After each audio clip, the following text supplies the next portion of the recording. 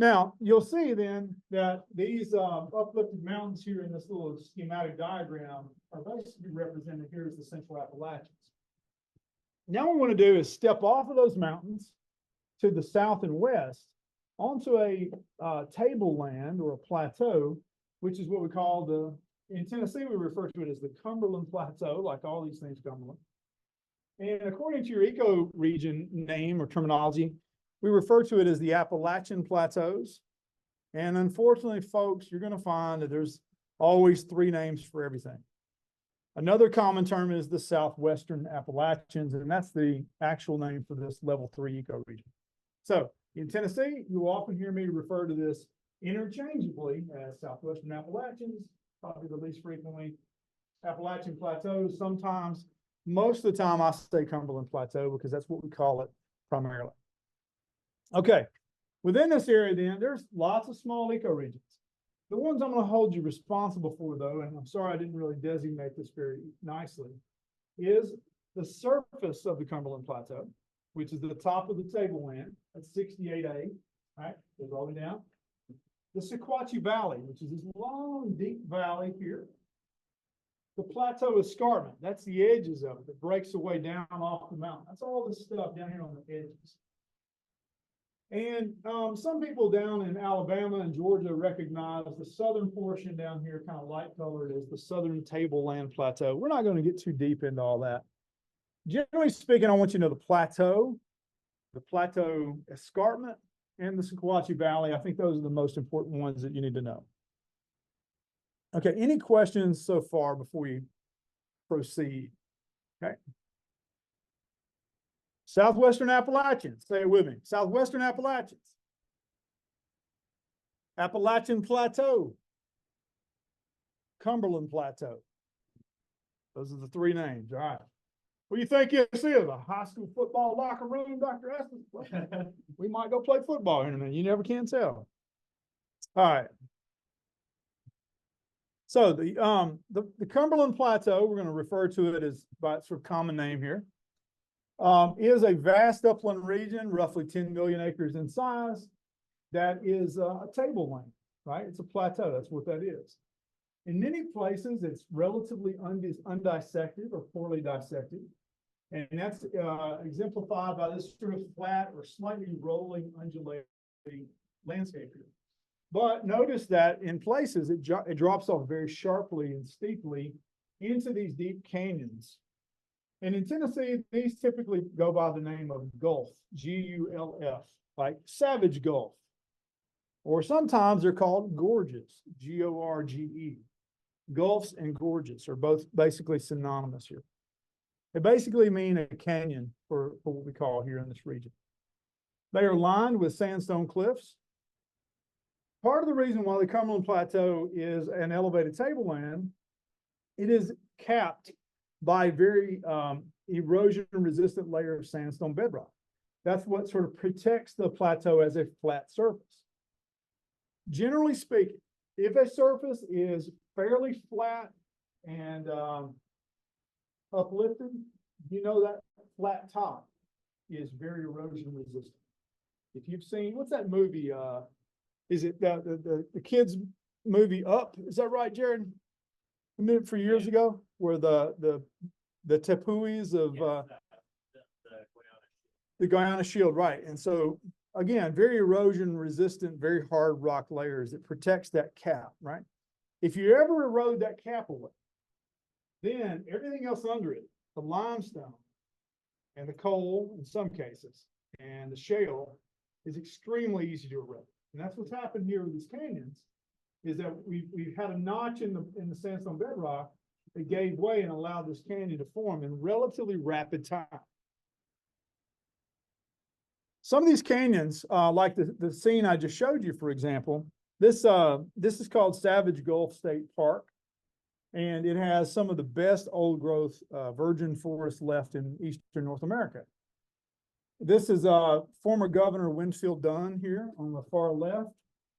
This is formerly the late Dr. L.C. Quarterman, who's a Vanderbilt ecologist on the right.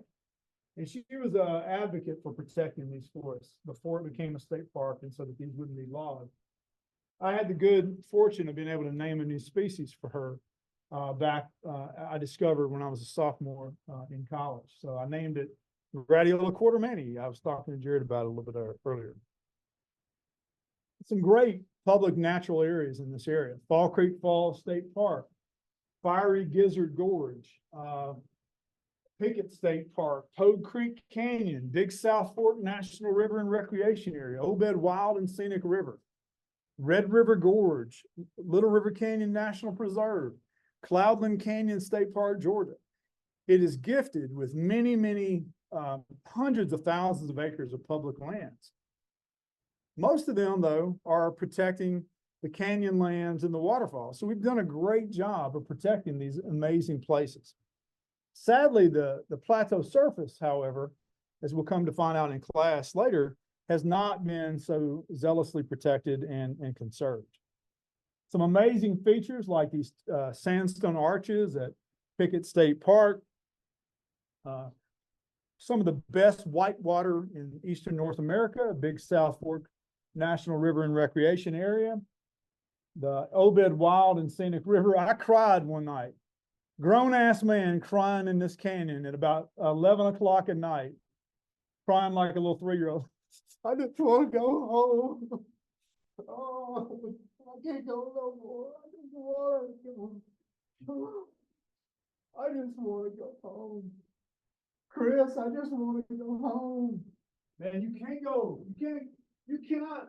Chris, I just want to lay down on this rock right here and go to sleep. Please. You cannot lay under that rock and go to sleep. You'll die in the middle of the night. You got to get up. Get your ass up right now. You're coming out of here. Oh, Chris, I'm tired. I don't want to no more. I'll tell you that story sometime. I'm going to leave you in a cliffhanger. Okay. That's a fun story. It's about a 20-minute long story. We don't have time. But I hiked about 3 miles of this canyon one night. Not out of wanting to. We were doing a job for the National Park Service. Suffice it to say, we didn't get out until about 4 in the morning. And that involved 11 copperhead snakes in the middle of the night. A lot of good fun there. Lookout Mountain is part of this natural area. Looking over Chattanooga, for example, if you've seen that. Little River Canyon National Preserve, a beautiful canyon, the deepest canyon east of the Mississippi River. According to some, this is in northeast Alabama. All right, now what I want to do is let's talk about another ecoregion here called the Sequatchie Valley. This is the Level IV Ecoregion.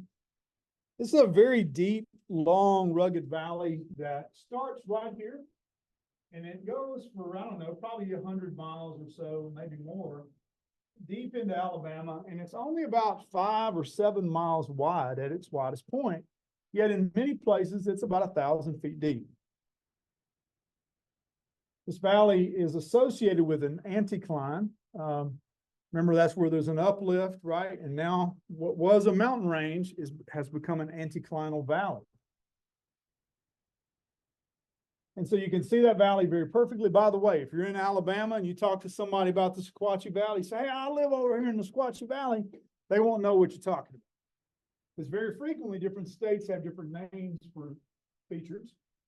And in Alabama, they call this Browns Valley instead of Sequatchie. I like Sequatchie a lot better. So here's a little bit of a geologic cross-sectional explanation of Sequatchie Valley. And all this stuff that's sort of checkered here is rock and mountains that have disappeared, that have long since eroded away, probably since the Miocene, so within the past 20 million years. And you can see here's the top of the Cumberland Plateau. And notice that it's a little bit of a concave dip, right? What is the word for that? It's a syncline. And then on the left side of that is an anticline. It was once a mountain range. The remnants of those mountains, by the way, are still here. And I'll show them to you in a minute. They're called the Crab Orchard Mountains. And so that mountain range then that formed has been eroded away and carried into the Gulf of Mexico. Okay. Here's what the valley looks like if you're looking across it. It's mostly a bunch of farms down in the valley floor today. This is historically part of the homelands of the Cherokee. And you can see it's about roughly 5 miles wide, very long valley. And you can see the slightly upturned edge here of the right side of the anticline as those rocks dip down in that concavity on that side. Now, at the very head of that, now basically what I've done here is in this scene, you're looking north, basically northeast, okay? If you were to go all the way up here, there's a little low range of mountains. I'm about to take you there and look back to the south. Okay, so let's go to those mountains. Here we are. These mountains looking back south down the valley. And this is that cluster of mountains here called the Crab Orchard Mountains around it. And for those of you on screen, here we're looking south down the valley again. This is that range of mountains here. What do you see right in the middle of the mountain range? It's another little valley, isn't it? Well, Grassland. It is a grassland, absolutely. By the way, this is called Grassy Cove, and it has been open for hundreds of years. First noted as being opened by the first white settlers to come through this region in the 1770s. It was home to roaming herds of buffalo in that time. And it is the largest sinkhole in eastern North America. That entire thing is a sinkhole cluster in the limestone that has been uplifted here. And what about the surrounding mountains? What do you suspect the geology is of those mountain slopes?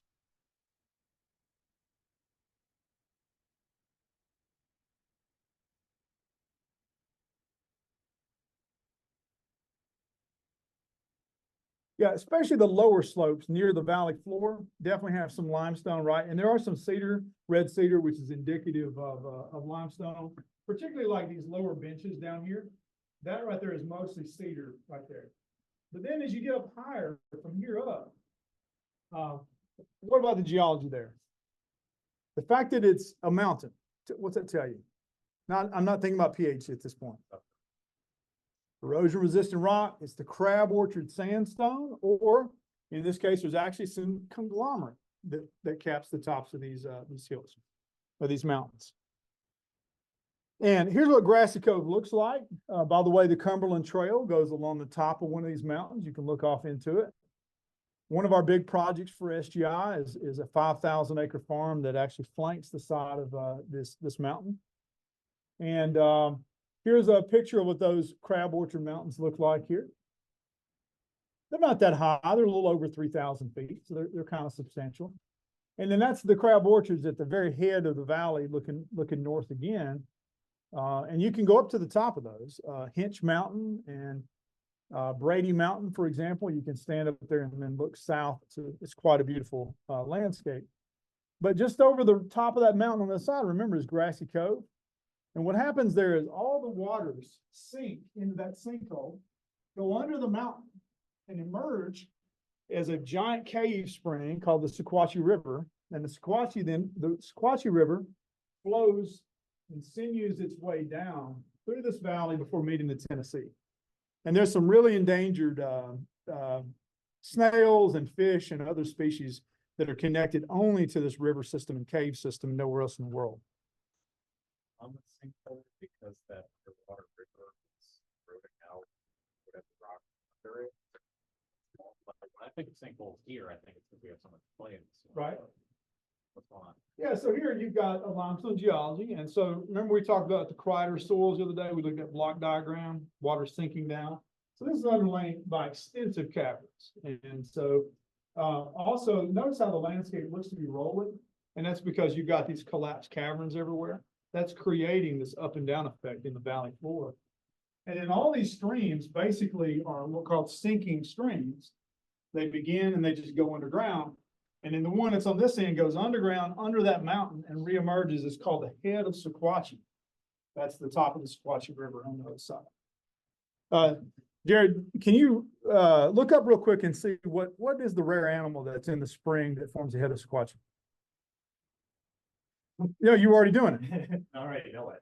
Oh, of course you do. What is it? This is me showing off. Okay, go for it. Royal Marstonia snail. Just say it again. Royal Marstonia snail. And it's endemic to that spring? Yep. You're good, Jared. You're good. And it's Sequatchie Spring. Awesome.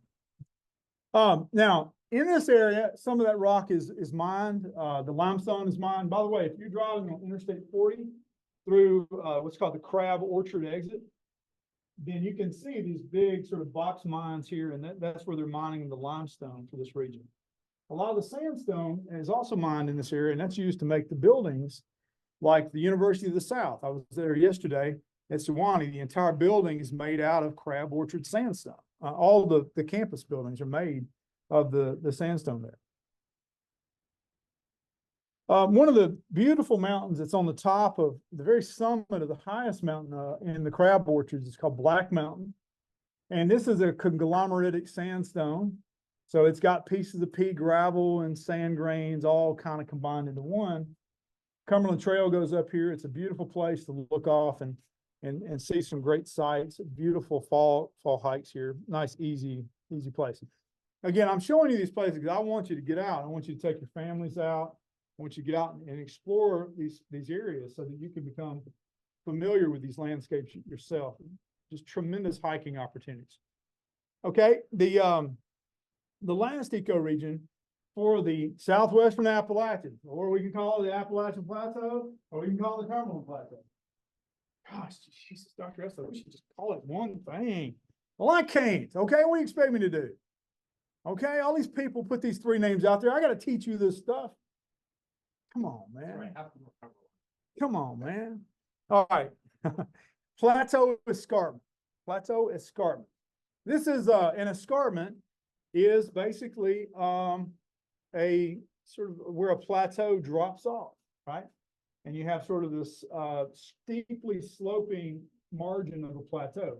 So notice here, plateau drops. This is right down near Sewanee, near the University of the South. And it drops down to a flat plain there on this side. That's actually another plateau that then runs out about 30 miles and drops off another escarpment. That's very common in some plateau landscapes. Now, this escarpment is primarily made of limestone. And here's a cool thing that you might be, I'll talk about that later because I don't want to steal the thunder of a different part that we'll talk about next class. Here's a better view of plateau in the background, the sandstone cap, and then it slopes down on limestone, and then you have this new valley floor. So we're talking about this part is the escarpment. That's the new ecoregion we're in. This is the land of caves. There are more caves here in this ecoregion, the plateau escarpment, than anywhere else in the United States. I don't know about North America. I can't speak for Mexico, but certainly in the U.S. Yeah, kind of makes it questionable.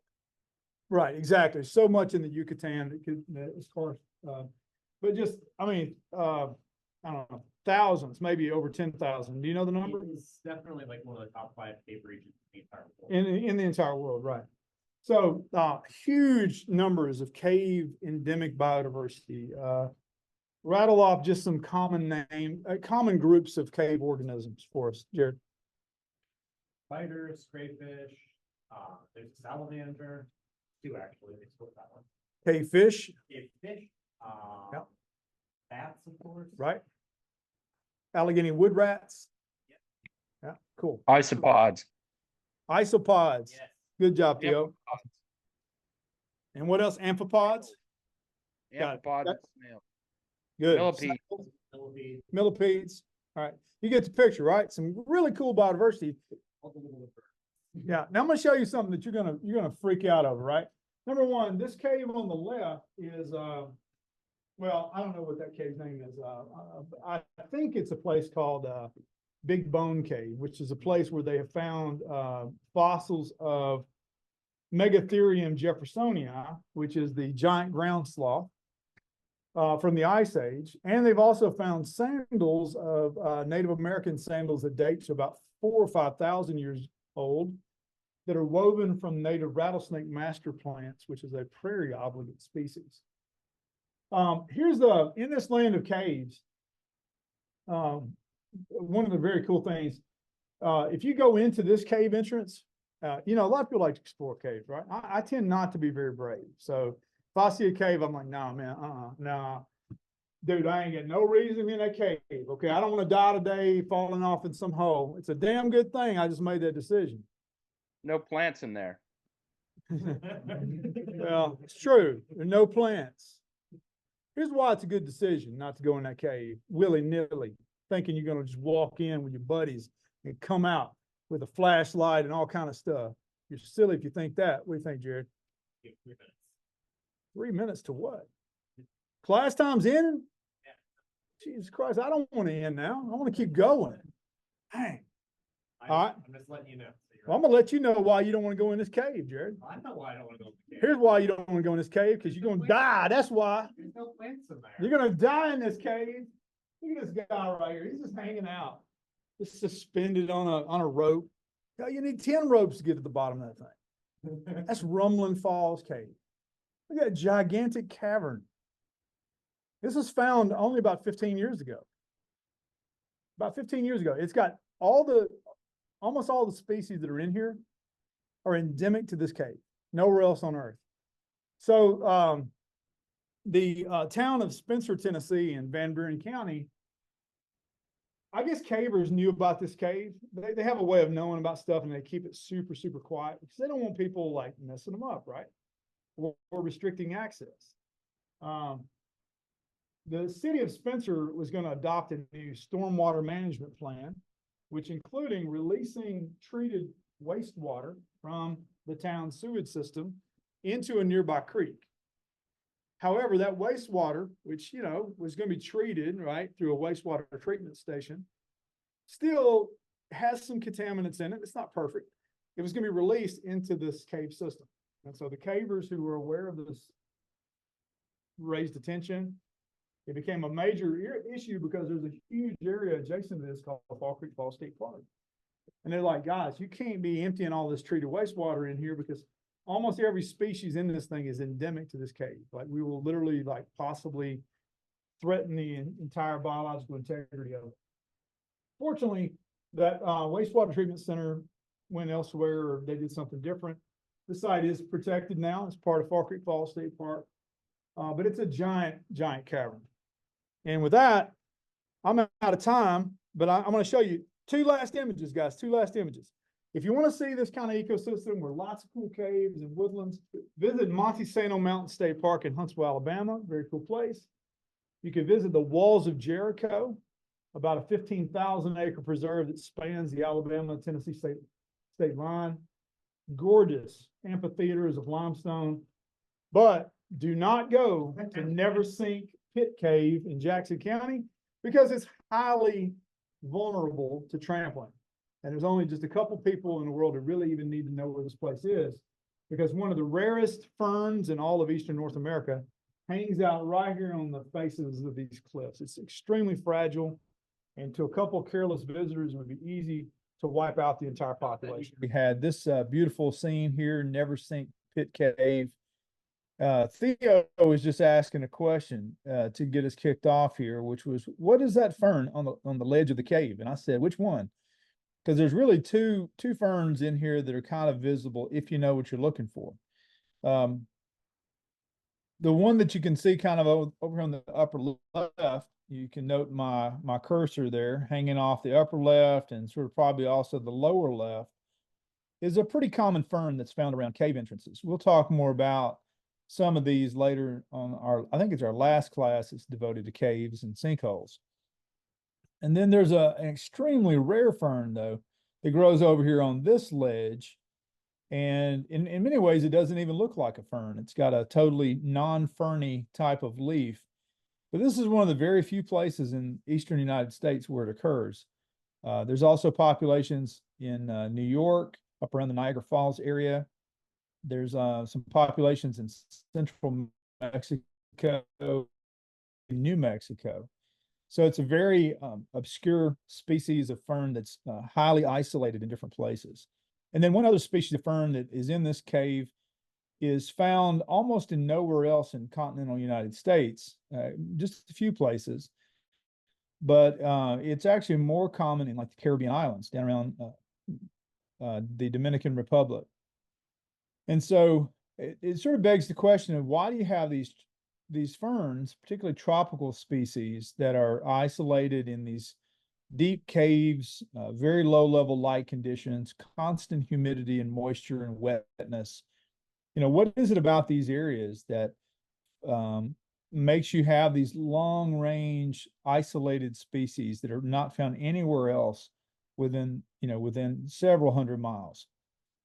And so one of the things about cave entrances is particularly these that are kind of deep like this, that constant moisture and humidity is one thing, but also that it's one thing that kind of mimics the original tropical conditions that would have existed here in the southeastern United States.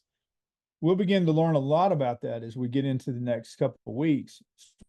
Start talking about history, landscape change of this region. And we're going to go through and talk about specifically a point of time, maybe say 50 million years ago, when everything was tropical rainforest around here. So some of these species possibly could be, a holdover from those tropical time periods. And they are isolated in areas today that are, no matter really what the temperature is doing outside the cave, if it's 30 degrees, down inside the depths of the cave, it's still a good old cool, consistent, sort of even 50 or 55 degrees, which means that it sort of moderates the temperature and keeps it very equitable sort of year round. And that, of course, is much above freezing. And so therefore you would expect these to be sort of refugia where species that need tropical or semi-tropical conditions could hang out, like in this cave at Never Sink Pit Cave in Jackson County, Alabama. Okay, when we were last talking here, we were in the Cumberland Plateau, which we said is also known as the Southwestern Appalachians and also the Appalachian Plateaus. Give me one second. The Southwestern Appalachians, also known as the Appalachian Plateaus or the Cumberland Plateau. And we've been sort of rolling through the various ecoregions that make that up. You may recall when we got into this, we came out of the Central Appalachians up here to the north. We have already previously talked about the Ridge and Valley off to the east and the Blue Ridge Mountains off even farther to the east. Now we're just sort of going through the Cumberland Plateau and talking about, the surface, the plateau escarpment, and that's where we were left with talking about Never Sink Pit Cave. And the other thing you'll remember from a few days ago is I talked to you about this concept called erosional mountains, right? Where you have fairly flat-lying rock layers that become eroded down. Eventually it forms into a very highly eroded.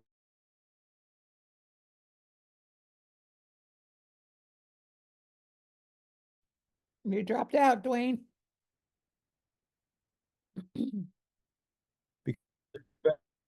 So, You dropped out.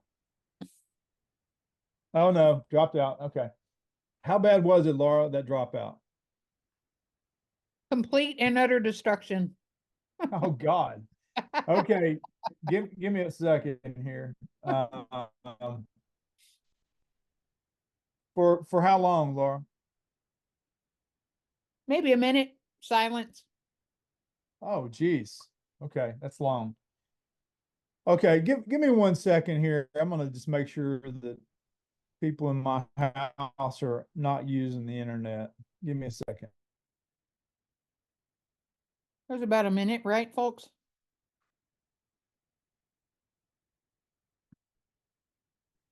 Give or take. Maybe, give or take. All right. Yeah, you said erosional mountains and then everything else was blank. Okay, yeah, I couldn't remember the last keyword to tell him. Thanks, Kiki. We eroded away at the erosional mountains. A couple of seconds. That's probably right. It seems like a minute. I'm lousy Okay, with time. let's try it again, everybody. I apologize. Hey, Dwayne, Yeah. we got to talking and it was probably only a couple of seconds, but the last thing we heard you say was erosional mountains. Okay, good. All right, that's kind of where I just let me know if the sound quality is not good, and hopefully we'll be able to get through this. And normally I'm okay. Yeah. So what I want you to look at here is notice how Cumberland Plateau, the main body of the plateau up here. See where my cursor is, and the number 68A. That's an area where the plateau is relatively high, flat, and broad, okay? And there are dissected regions where you have gorges and valleys and those kind of things. We talked about the Sequatchie Valley, which is this really deep, long sort of canyon that you can see here, which is its own Level IV ecoregion. But then I want you to notice just to the west of the Sequatchie Valley, particularly here in southeastern Tennessee and in northeastern Alabama, notice how dissected that landscape is from this map. And that's what we mean by erosional mountains. Here, the sandstone cap that forms on top of the plateau has eroded down, exposing the limestone underneath. And because that limestone is so soft and easily erodible, it means then you got this very highly dissected region. That is one of the big sort of areas of the Southeast where we find these erosional mountains. And this particular area of mountains is called the Jackson Mountains. It's not an official ecoregion or anything like that, but it's named for Jackson County, Alabama, which is its northeasternmost county. So the Jackson County Mountains is an important place to know about. Also, the people who have created these ecoregion classifications have sort of divided the northern part of the plateau, say mostly from the Tennessee state line north, which is 68A, and then that part of the plateau which is south of the Tennessee state line, mostly in northern Alabama and parts of northwestern Georgia, which is labeled as 68D. Those are really two very similar regions. They call that, which is down in southern, in Alabama and Georgia, called the Southern Table Plateaus. They're essentially the same. The only big difference here is climatically, those that are south of the state line are in a little bit of a warmer climate zone. And that means that you get some things that more southern species that you don't quite get as far north into Tennessee. Things that are a little bit more common on the Gulf Coastal Plain, down in northern Florida and southern Alabama, come all the way up into the Southern Table Plateaus. So we have a little bit of that, for example, in Tennessee. You can see right here coming up out of northern Georgia, this is what we call Lookout Mountain. And if you've ever been to Chattanooga, you know Lookout Mountain well. It's the big mountain that overlooks the city. And the very northern tip of Lookout Mountain is in the Southern Table Plateaus and barely kind of comes across the state line. So let's take a look at some of the notable features of the Southern Table Plateau ecoregion. Here's Lookout Mountain. And today, modern day Interstate 24 comes along the base of this mountain as you loop around into what is now downtown Chattanooga. You're looking up here of the Plateau Escarpment, which is the slope. And then the very top of the mountain up here is really the only portion that is in the Southern Table Plateaus. It's that elevated sort of flat portion up on top there. Here's a photograph from the top of the mountain where the sandstone cliffs are, looking down over Chattanooga, kind of a hazy photo. This photo, by the way, is from the days of the Civil War. This is probably in about 1863. You can see General Ulysses S. Grant, later became president of the United States, standing here with some of his men with a cigar in his mouth.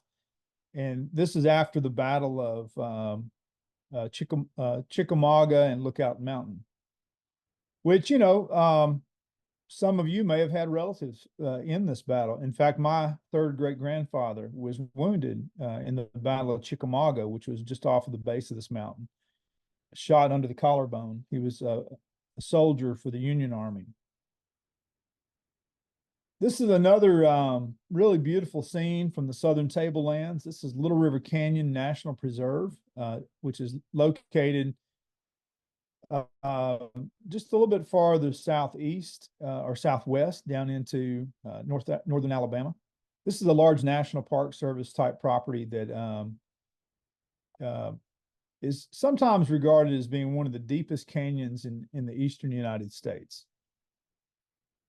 Cloudland Canyon State Park in northwestern Georgia. This is just across the state line from Chattanooga, a beautiful canyon with rugged, deep deep canyons here and sandstone cliff lines at the top, beautiful forests. These are just awesome sort of, fairly typical landscapes for the southern tablelands. Also just out of Chattanooga, this is on the maybe about 20 minutes out of town. Again, right over the line in northwest Georgia is Lula Lake Land Trust, or Lula Lake, and it's got the associated Lula Falls.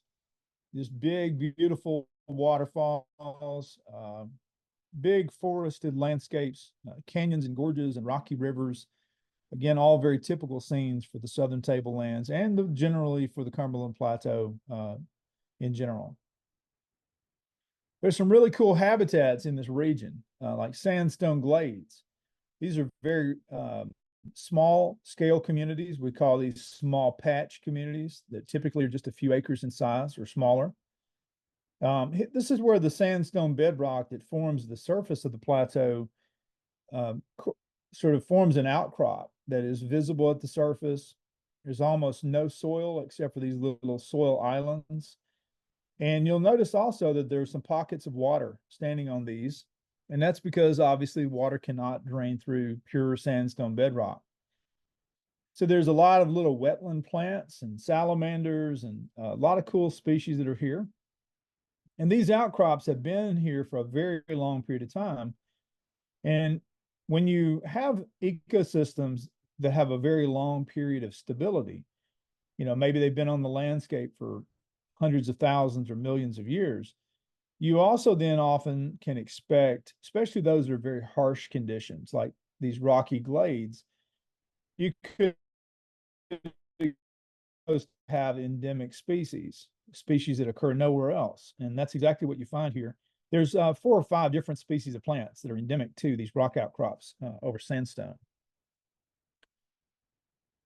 And then I'd like to point out that at the far southwestern edge of the Southwestern Appalachians ecoregion, so when you go and look in northwest Alabama, over near the Mississippi state line, who can tell me what that ecoregion is? That's sort of that grayish brown color right there. It's ecoregion 65 is the number. And then, so what is this that comes up against the southern end of the Cumberland Plateau?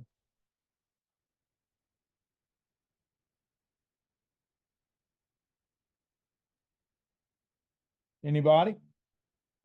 Is that the black belt? Does it bend up like that? Okay, it's part of, what is the black belt part of? What's the larger sort of region that encompasses the black belt? Ooh. How about the coastal plain? Okay, so remember we talked about when we began this lecture a couple class periods ago, remember we were talking about the fall line over in North Carolina? And then we showed how the fall line is where a lot of those towns were being established, right? Because the rivers drop off of the Piedmont into the coastal plain. Well, if you were to trace the fall line around, you can even see the coastal plain coming down here southeast of Atlanta. There's the coastal plain Piedmont border down here in the far southeast corner. Then it comes on just around the bottom off of the map and begins to come around. And at this point, it comes north. The inner edge of the coastal plain comes north and goes all the way up to up into southeastern Missouri and southern Illinois. So that boundary we're looking for then, what I'm asking you for basically is the coastal plain boundary. And in general, that's the innermost edge of the ocean, 65 million years ago. That's where the coastline was. So it's important to realize then that as you get close to that boundary zone, it's not a hard and fast or sort of hard, sharp boundary. It's a very wide, sort of uncertain boundary. And that's because in many places at the southwestern end of the Cumberland Plateau, those coastal plain sediments, which include mostly sand, because think about if it's a sandy beach zone, for example, you would expect sand. Or it could be gravel in many cases, reflecting sort of an area that maybe where rivers were entering the ocean, carrying a load of gravel toward the ocean. So in many places there, you can have very typical Cumberland Plateau conditions, like sandstone cliffs and canyons. And then on the very top of those cliffs, they can have a layer of coastal plain sediments on top of that. So you could have, gravels and sand layers that are much, much younger. So you would, what do you call it when you have like a very old layer, then you have a very young layer on top of that with a bunch of missing layers in between? Who can remind me of what we call that?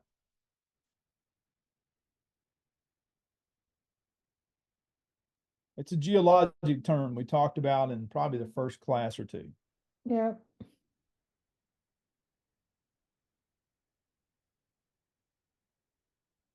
Oh my gosh. Is it an unconformity? Yeah. It is. Is that Yeah. Kiki? Yes. Good job. Yeah, an unconformity. So you definitely would expect an unconformity right along that boundary, because the sediments there are like 65 to 90 or 100 million years old. And then they are overlying the much older sort of sandstone bedrock, which may be 300 to 350 million years old. So you've got a definite unconformity there. Now, these next ecoregions I'm going to show you are really only found in northern Alabama. They're important to talk about, but they are sort of small and limited in area, just to a few counties. So if you look down here where Birmingham is, for example, we're going to talk about each of these. They're just northwest of Birmingham. And these are called the Southern Dissected Plateaus and the Shale Hills. The Southern Dissected Plateaus is just what it means. It's an area where the plateau is relatively cut or divided into shallow canyons and ravines, lots of hills. The Bankhead National Forest in northwest Alabama and the Sipsey Wilderness area all are within the Southern Dissected Plateaus region. It is absolutely gorgeous, and I encourage you to go there. Here's a photograph from the Sipsey Wilderness. Beautiful, lush conditions, waterfalls, high humidity. There are, multiple endemic species of, salamanders and plants in this region that are restricted to these sandstone ravines. A lot of natural arches and natural bridges, specialized types of rock features we call rock houses, which are basically almost like a rock overhang that's very shaded underneath. You can picture that these rock overhangs would be important areas for prehistoric Native Americans who would have lived under some of these rock shelters. And in fact, these are very rich sites for Native American archaeological studies, for example. These areas should never be dug by amateurs. That's a big thing. Unfortunately, these days, it always has been. Grave robbers and treasure hunters that go into these types of areas looking for artifacts and other kinds of things, but they are extremely fragile, very sensitive, and they should only be they should only be probably worked by professional archaeologists or left alone. In fact, another park that's in this area is Tishomingo State Park in Mississippi. Now I bring this up because Tishomingo is actually not formally recognized as even being a part of the Cumberland Plateau region. Mississippi doesn't recognize it as having any Cumberland Plateau at all. Yet, geologically speaking, it really kind of does. And Tishomingo State Park in that northeasternmost county of Mississippi has these beautiful exposures of sandstone, just like eastern Kentucky's Cumberland Plateau region has. The key difference here, though, is that these sandstone features, and there's limestone below the sandstone, but here in Mississippi, the reason we don't treat it as part of the Cumberland Plateau is because there's another layer of sand and gravel above it that was laid down during the coastal plain as part of the coastal plain. So I highlight this just to show you that transition zone is quite broad. And there are some areas that, you could go into thinking it was the Cumberland Plateau, but in fact, it's part of the coastal plain.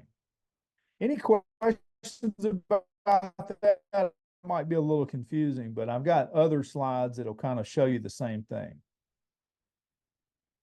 There's a gorgeous stream for those of you like kayaking and fishing. There's Bear Creek, which flows northwest or north, eventually into the Tennessee River through Tishomingo County, also into adjacent Alabama.